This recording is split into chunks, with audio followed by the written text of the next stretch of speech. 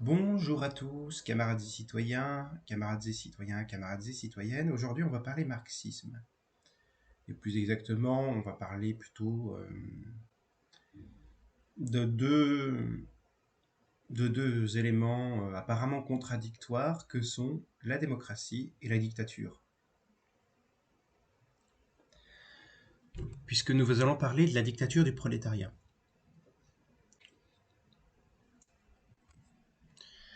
Le problème, c'est que nous imaginons souvent la dictature comme étant synonyme d'inverse de démocratie.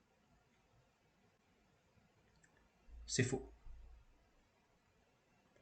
La dictature, ça signifie un pouvoir fort. Un pouvoir fort et exceptionnel, dans son sens romain. Ça signifie l'autorité. Ça signifie la force.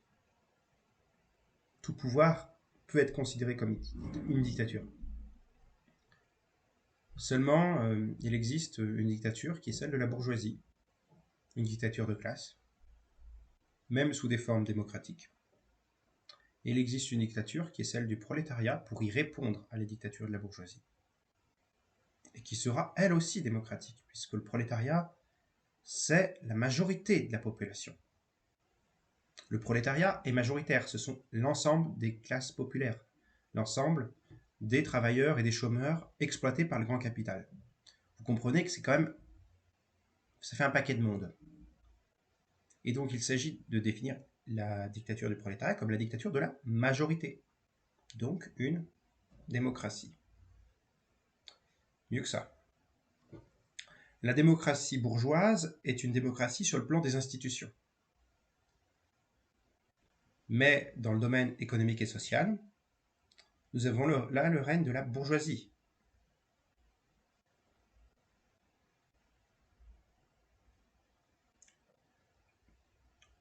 Dans la dictature prolétarienne, contrairement à la dictature bourgeoise, se présentant comme une démocratie,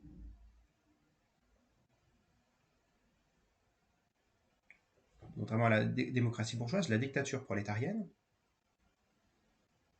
aussi appelée démocratie socialiste, consiste dans une démocratie non seulement au sein des institutions, mais au sein du monde du travail. Il s'agit d'un contrôle collectif des moyens de production et un contrôle collectif des institutions. Alors beaucoup d'entre nous vont imaginer la dictature du prolétariat comme une dictature. Beaucoup d'entre nous, ou beaucoup de personnes, en tout cas, pas forcément ici, dans mes auditeurs, mais beaucoup de personnes vont imaginer la dictature du prolétariat comme étant une dictature qui se fait par un parti au nom du prolétariat, imaginant tout ce qu'ils en considèrent comme, entre guillemets, stalinien. Il n'est pas question de cela. D'ailleurs, si on prend l'exemple de l'Union soviétique, vous avez à la base des éléments de démocratie directe avec les soviets. Vous avez des éléments, vous avez des élections, vous avez ce genre de choses. Le problème, ça a été effectivement la mainmise du parti sur l'État, la non-séparation du parti et de l'État, ce qui a donné l'image d'une dictature qui se faisait en fait soi-disant au nom des prolétariats, mais sans être celle du prolétariat, sans être celle du peuple. Sachant que la démocratie, du point de vue d'un oligarque, la démocratie, c'est nécessairement une dictature du peuple, qui se fait contre lui. L'oligarque va pas vouloir, le capitaliste, l'oligarque va pas vouloir lâcher son pouvoir. De la même façon qu'un oligarque va pas vouloir lâcher de pouvoir un aristocrate, un monarque, tout ce que vous voulez, va pas vouloir lâcher son pouvoir face à une démocratie sur le plan institutionnel.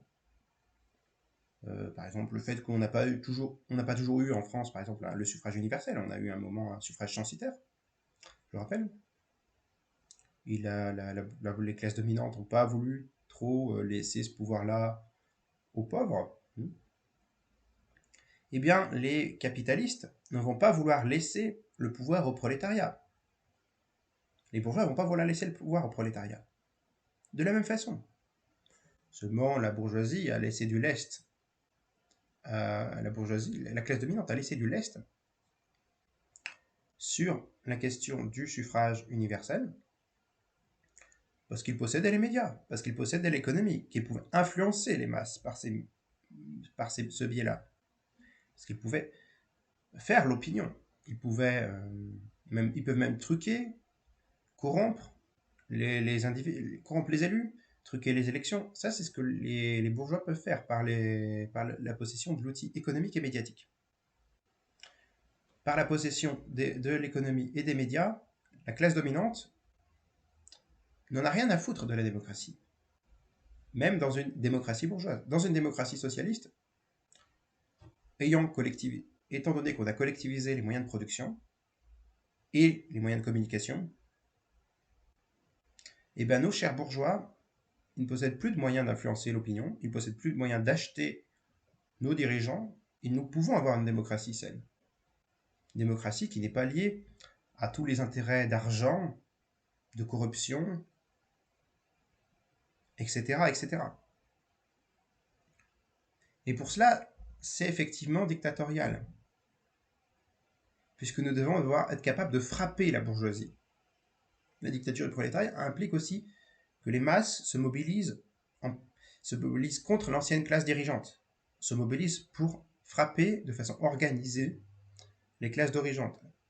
Elles se déclinent en plusieurs phases.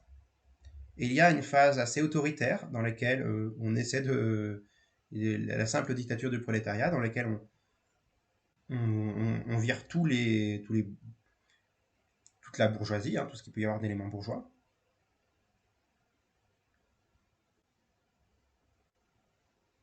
On a une forme de dictature révolutionnaire, mais avec toujours une forte implication démocratique, parce que c'est nécessaire, pour mobiliser les masses et pour éviter d'avoir une tyrannie qui prenne le dessus. Le socialisme, qui est le développement de l'État socialiste,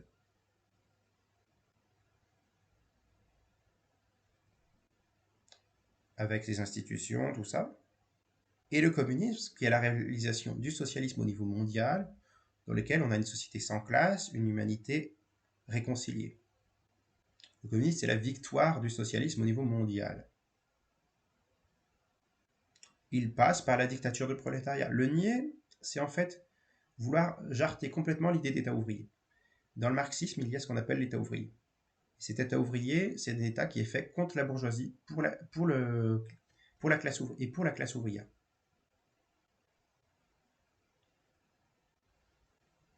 C'est une dictature du prolétariat contre la bourgeoisie. Une dictature d'une classe contre une autre. Sachant que nous avons eu une dictature de la bourgeoisie qui s'est faite contre le prolétariat, pour maintenir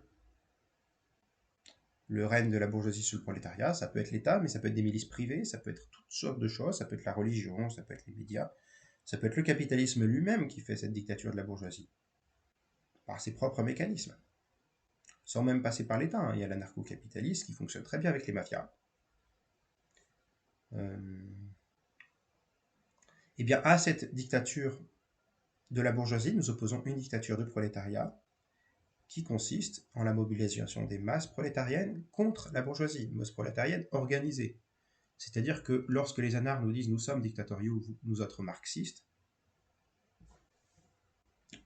si nous le sommes, oui, contre la bourgeoisie. À l'égard de l'ancienne dictature bourgeoise, nous sommes dictatoriaux contre une dictature, mais nous sommes des démocrates, nous sommes des, je ne vais pas dire des libéraux, mais nous sommes pour une liberté du prolétariat. Nous sommes pour la liberté du prolétariat et la dictature contre la bourgeoisie. Nous sommes autoritaires, nous autres communistes. On ne va pas se dire anti-autoritaire, c'est complètement débile. Nous sommes autoritaires parce qu'il nous faut nous organiser entre nous, de façon correcte, et nous organiser contre la bourgeoisie. Ce qui nécessite des moyens d'autorité. Nous ne sommes pas naïfs, sinon c'est la dictature de la bourgeoisie, si nous ne sommes pas capables d'organiser la dictature du prolétariat. Et donc cette dictature du prolétariat, ce n'est pas la dictature d'un parti qui représenterait le prolétariat. Le parti, c'est un outil d'organisation pour le prolétariat.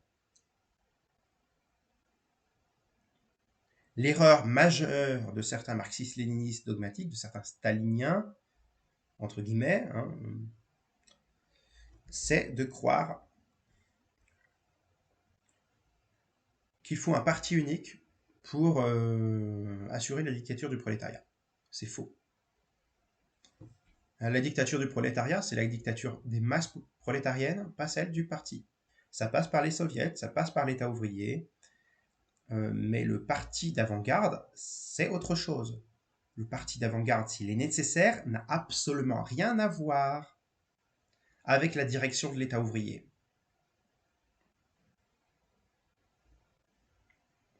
En revanche, il est nécessaire le parti d'avant-garde pour la prise de pouvoir. C'est un instrument au service de la classe ouvrière, le parti d'avant-garde. Mais ce n'est pas l'État ouvrier, ce n'est pas la dictature du prolétariat. La dictature du prolétariat, elle se fait au niveau local grâce aux soviets, grâce au conseil ouvrier, si vous voulez, aux assemblées locales. Ça reste limité, parce que c'est local. Par définition, ce qui est local est limité. Et au niveau central, par un État ouvrier fort. Donc un État ouvrier qui doit être capable d'éliminer la domination de la bourgeoisie. Et si on est dans une phase révolutionnaire, vous comprenez bien que si on le fait par des moyens révolutionnaires, ça sera avec beaucoup d'autorité contre la bourgeoisie et par le prolétariat.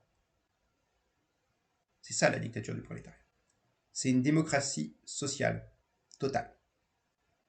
C'est une démocratie à la fois dans le domaine des institutions, puisque nous sommes pour le pluripartisme, nous sommes pour l'exercice constant des masses dans l'activité de l'État. Les masses doivent s'impliquer régulièrement dans l'État, avec des révocations d'élus, ce genre de choses, avec des soviets, avec tout ce que vous voulez, des référendums d'initiative citoyenne, etc., etc.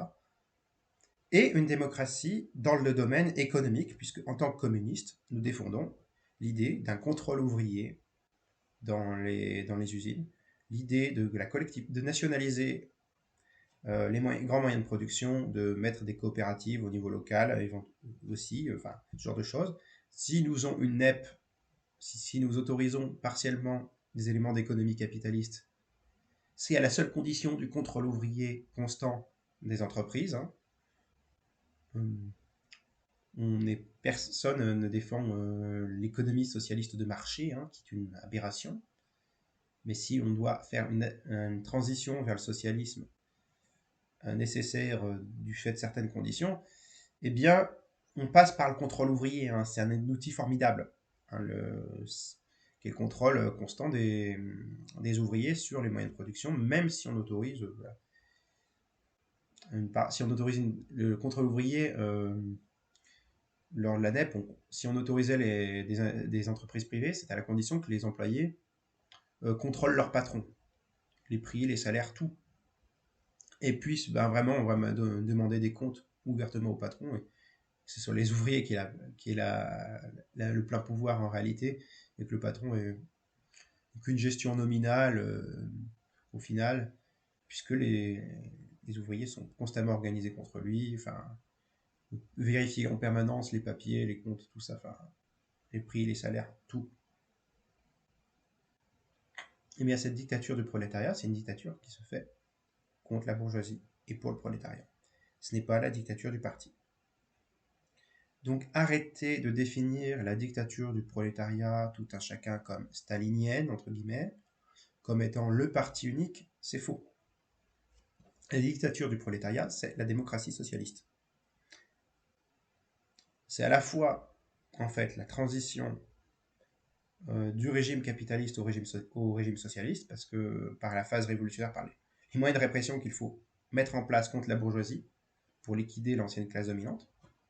Ça, c'est une des définitions de la dictature du prolétariat.